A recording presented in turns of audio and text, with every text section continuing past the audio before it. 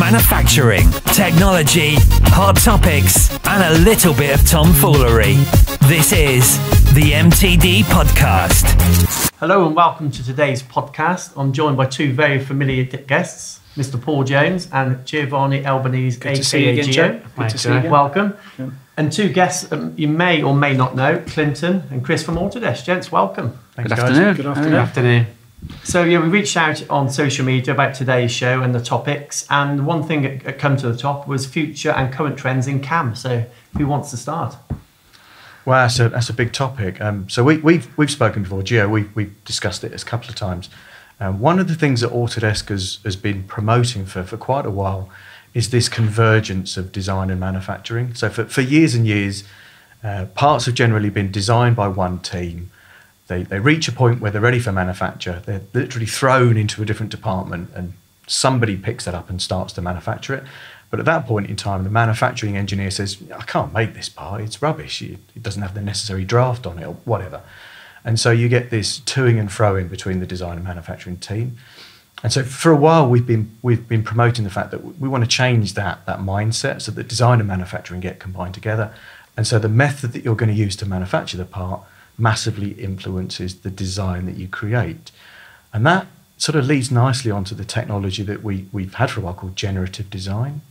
And in the past, we've been able to talk about the fact that, let's say you've got a component that needs to be really lightweight, maybe it's a motorsport component, an aerospace part. You can generatively design the component so that you're going to lightweight the component, maybe use 3D printing and use that as a method of manufacture. About 6 months ago, we enhanced that technology so that the generative design can create a component that's more appropriate for 5-axis milling. What's really exciting is literally just the last week, we've upgraded that technology to allow you to say, well, actually, we need a part that's suitable for 2D or 2.5D machining. Because that's a bigger market, isn't it? It's absolutely humongous. I mean, Chris will know this for sure. You look how many of our customers actually own a 3D printing machine. Probably not that many. More will own a 5-axis machine, but it's the minority of our users. But every single one of our manufacturing customers will have a 3-axis machine tool. All of a sudden, we just unlocked access to generative design technology for those machines. And the biggest advantage, is it down to weight? That's one of the reasons. Yeah, generative design aspires to create a component that is optimized for weight, but also to create a component that's designed to serve a purpose. I think if we, as all design engineers, created a component to serve a job, we'd probably all over-engineer it. Whereas the nice thing about generative design is it's using cloud-based computing, infinite power of the cloud, to generate a whole load of different design variables that have got the right strength properties. And then you just choose the one that looks the nicest based on various different levers. Is it a 2D machining job, 5-axis machining, and so on? It sounds like a complicated bit of software. Has it taken a long time to develop? We've been developing it for a great number of years. From an end user's perspective, the point is it's running on the cloud. So you literally say, I've got a component that needs to be fixed in these positions. I'd like to make it using CNC machining. 2D, maybe 5-axis, not sure at this moment in time. Let the cloud, artificial intelligence, create the designs. Leave it for 10 minutes. You've got thousands of PCs effectively in the cloud there that can create the designs. You don't have to sit there and calculate a few. And is that the kind of waiting time? You're talking a matter of minutes to come back with the answer? It varies obviously depending on the component that's being designed, but it can be incredibly quick, because of the infinite power of the cloud. I've been experimenting with it. For very simple components, you do get 20, 30 results back within 5 to 10 minutes. You start throwing more materials at it and more constraints, i.e. I want X amount of force in this direction, I want X amount of force in that direction, and I want so much twist in this direction. Obviously, time can go up and then we need to maybe a few hours. But once that data's up to the cloud and computing, you can then carry on working, do whatever it is you do, and then you get an email ping back to say, your data's finished. So then you click it, you get all your results back, you choose the one that best suits your manufacturing facilities. Away you go. So effectively, Chris, are you saying that you're putting in or adding this information into this software, your machines, the technology that you've got available to you as an organisation, and this is just going to feed you with the very best design that is possible for the machine that you've got? I mean, it always sticks in my mind that from my days of designing forgings in the forging industry many, many moons ago, and some guy says to me that basically a forging is just holding holes in space. What goes on between it really is irrelevant as long as it misses, where it fits. And that's pretty much like what generative design does. It looks at the let's say, for example, with machine, we're producing a simple bracket. It's got 2 or 3 mounting holes. There's loads on those holes. So you specify that these are the holes where I'm mounting. This is the load on this bracket. I've got access to a 3-axis milling machine, and I've got access to a 5-axis machine. That's it. This is my material. These are the loads I need. Go away and come up with something. And you actually only upload the hole features. You don't actually upload the model. So you tell it what are obstacles and what you want to preserve. So in this case, we want to preserve the hole features, and obstacles could be something that's in the way between those hole features. So off it goes, and then it sends back this, what looks like a really kind of organic shape, but it's still meeting design constraints and design properties with the loads that you've specified in those mounting positions. And there's a payoff, presumably, between machining time, and the advantage you get through generative design. Absolutely. And again, it's using less material, and it's a lot lighter, and it's not over-engineered, and it's meeting design constraints. When you say organic looking parts, you're referring to maybe 3D milling, aren't you? Yes. So I would imagine that, albeit you're getting better strength from it because you're rounding off corners instead of having sharp edges, but surely scanning the part is going to take longer than machining that part as we did before. Yeah, but we're not talking very high volume parts here. We're talking parts at the moment that are for motorsport, for aerospace, for prototypes, for small batch, small sports car companies. For BAC Mono is the classic example in case. Their cars are built to order. They're not making hundreds of thousands of these parts. So time is not the target that here. is changing. For a while, I think you've been absolutely correct. The technology is at the bleeding edge. Is expensive. In the early days, it was expensive, and it wasn't particularly rapid. In terms of using 3D printing, it's not a rapid process. Likewise, 5-axis machining. You make a 5-axis machine part, it can be slower than to make a 2D machine part because obviously they're more organic and doubly curved in shape. So you have got, you're right, Chris, there's those high-end aerospace customers that are really trying to push the boundaries in terms of weight savings, etc. But we've got a customer, GM Motors in the US, that actually decided to investigate using generative design to redesign a seatbelt bracket from the rear seats. So this is mainstream mass-produced componentry. And the parts were originally designed using pressed sheet. I think it was something like 8 components that were fabricated, welded together. That was your finished assembly. So you've got 8 components. You've got the supply chains behind those 8 components. Quite a complex solution to get that one part made. What GM did was work with Autodesk to come up with a generatively designed alternative that was lighter, although that wasn't the reason for them doing it, but it was a single component.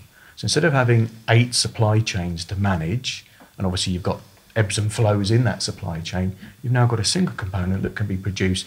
Yes, it takes a little bit longer than a pressed sheet component, but the end result is more appropriate for the sort of design that they wanted to end up with one single component, one single supply chain. It radically changes the way they go about sourcing those components. So it is becoming more mainstream, but it's still got a ways to go. It's that link, isn't it, between the design and the manufacture, really? Because I'm thinking general machine shops, you said it opens up to a lot of new potential users, but often machine shops, they get a drawing, they're told what to make, and they just go and make it, don't they? So this isn't really necessarily applicable to that. It's more the case of when someone's tasked with making a new component from scratch, or re-engineering, design for manufacture. It potentially offers a huge saving, be it weight, material usage, manufacturing cycle times, whatever it is. It offers an advantage. But you're absolutely right. There are still the vast majority of customers that are, for our customers, that are manufacturers of components for other OEMs, and they're given a part, make that. And obviously, we're continuing to serve their needs with improvements to the core products that we've been providing for years. So effectively, Clinton, what you're saying is simplifying the design process, but not only simplifying the design process, you're bringing the design and your manufacturing together. So you're kind of making it foolproof. So, for example, from my own experience, I've received drawings where components have been totally over-engineered. You're trying to eradicate that and create a process of it being one and not 2 segregated processes. Well, if you think of it like this, you have a design engineer who he sits in front of an inventor, he sits there, he designs his part, that's my part. I think that's going to work. He puts it into finite element analysis. It's way, way over-engineered. Takes it back into Inventor, changes some, takes it back into a finite element analysis. Still a bit over-engineered, takes it back. And it's this to and froing until he hits where he needs to be. Generative design doesn't look like that. You know, you'd give it the design constraints you need, and it's right first time. Because we've proved it. We've designed parts in generative design that have to take X loads in X place. We've put them in finite element analysis when the generatively design has come back, and it's on the nail first time. So generative design, I've seen it at a number of places where you guys have exhibited. Is there anything else apart from a generative design? You know, what's next after that? Well, that's a great question. I mean, obviously we continue to develop the core products that we've developed way back to the days of Delcam. You know, Chris and I are from the Delcam days, so the likes of PowerMill, PowerShape, PowerInspect, FeatureCam, they continue to evolve.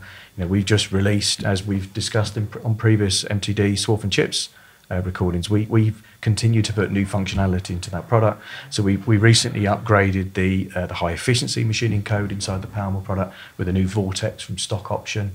And we've been using that on a number of demonstration pieces recently. And for something that's relatively straightforward and relatively simple, it adds huge value to our end customers. Cycle times come down, tool utilization goes up, you know, the costs of manufacturing part reduce as well. So you've got these high-level generative design, real disruptive technologies that, you know, some of our customers not actually be ready to embrace yet. They don't want to go down that road just yet, but they know that there's that pathway. If their business evolves and they want to, they can go down that road.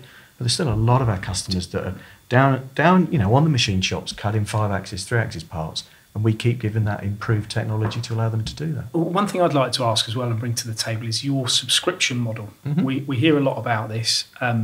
I'd be interested to know the commercials behind it and how customers see that as an advantage, because it is a point of conversation. I mean, that's changed, hasn't it, in recent years? Yeah. So we're not the only software vendor to go down the road of subscription, and we're not the only engineering software provider to do that.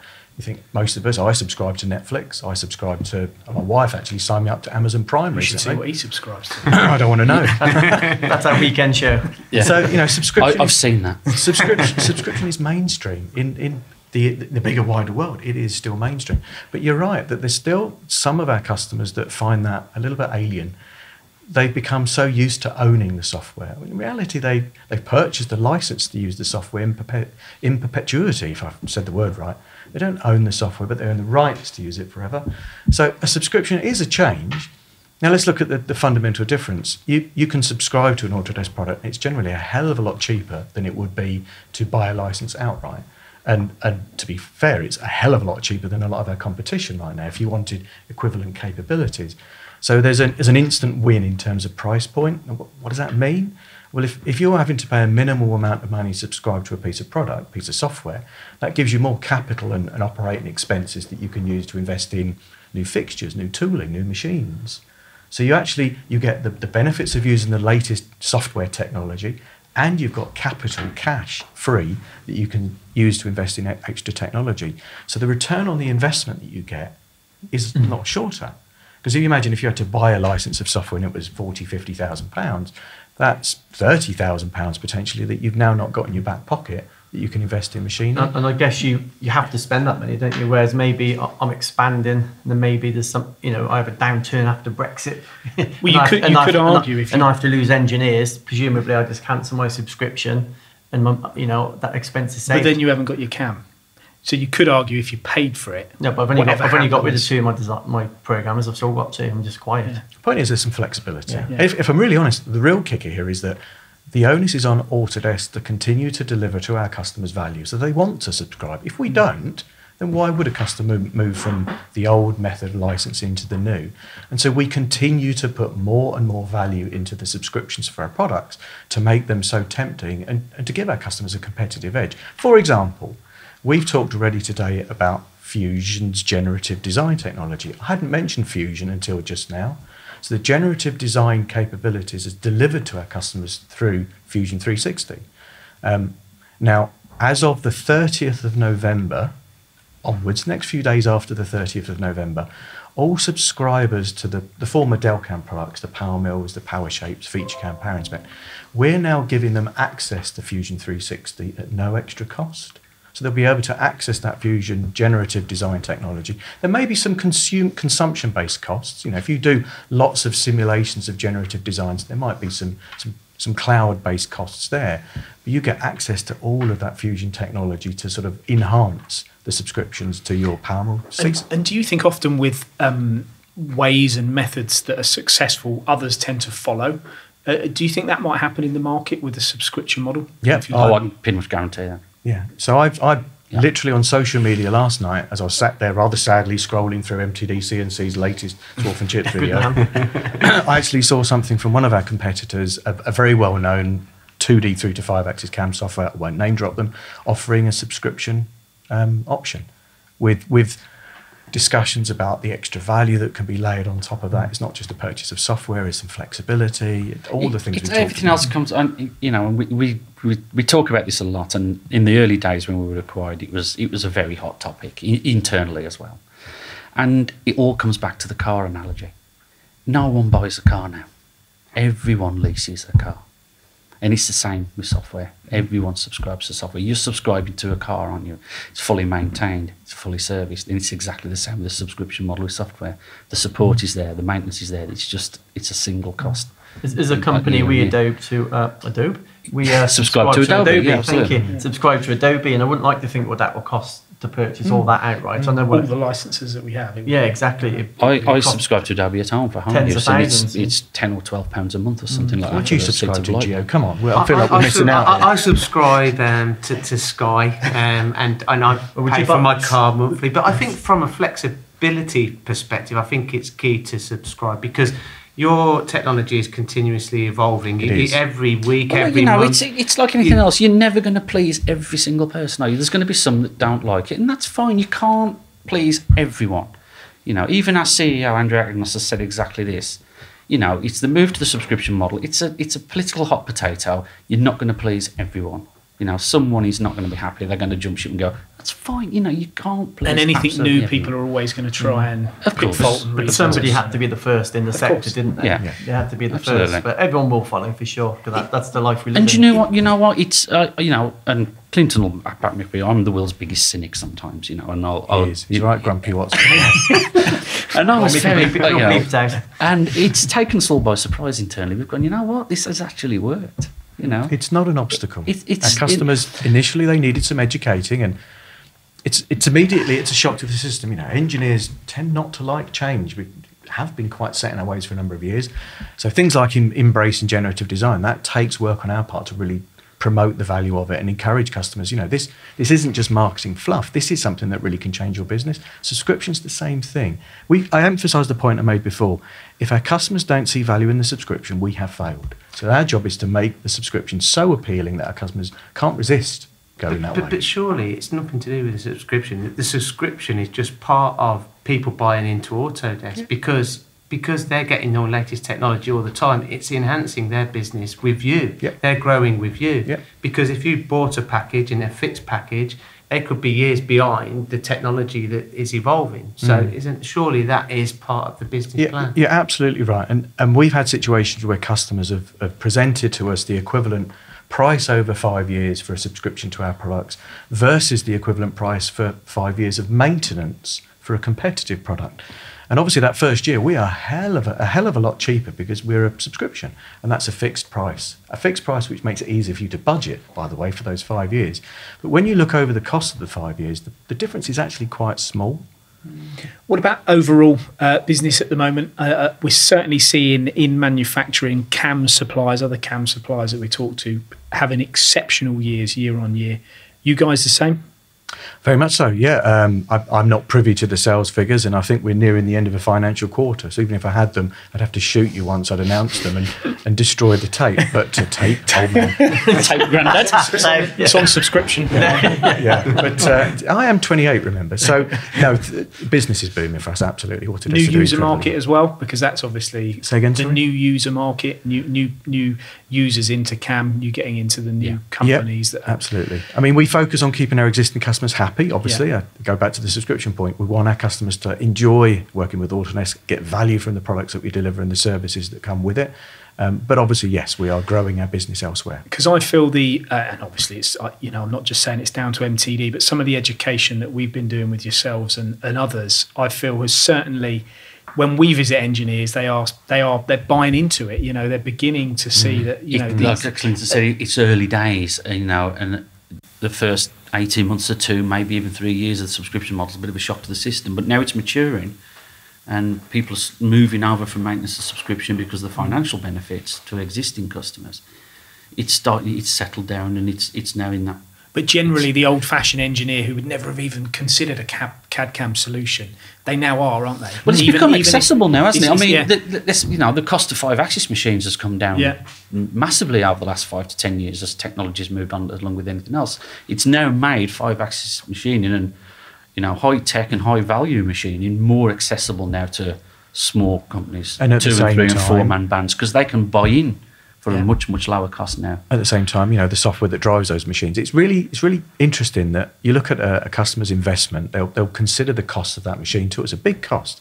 But ultimately, without some decent engineering software to drive it, it's just a paperweight. Gio used to say the same about work holding. That's why you can exactly. So it's all part of the big. Yeah, it's the link, isn't it? You're only as strong as your weakest link, and you need to have all of the complete process to be able to get the best results. So for us, the ability to take PowerMill, the software that Chris and I love dearly, the fact that we enhance that, so you've got easier to use tools for 5-axis programming. People are still a little bit put off by 5-axis. What if I make a mistake? I could destroy the machine. Machines are getting smarter so that they can detect and avoid collisions, even if you've MDI driven the machine by manual jog boxing. Likewise, our software's got the ability to avoid collisions, so you don't have that fear factor that when you press the green button, you might come back in 10 minutes and find that there's a smouldering wreck of a fixture on the table. I could show you a broken cutter out there that I managed to do this week. I wasn't concentrating. No, well, mistakes do happen. I've been very, very informative, gents. Really enjoyed it. Yeah, wonderful. Thank you. Appreciate you coming on the show as always. Yeah, good stuff. Our pleasure. Thanks for the chance. Thank you. Thank you. Cool.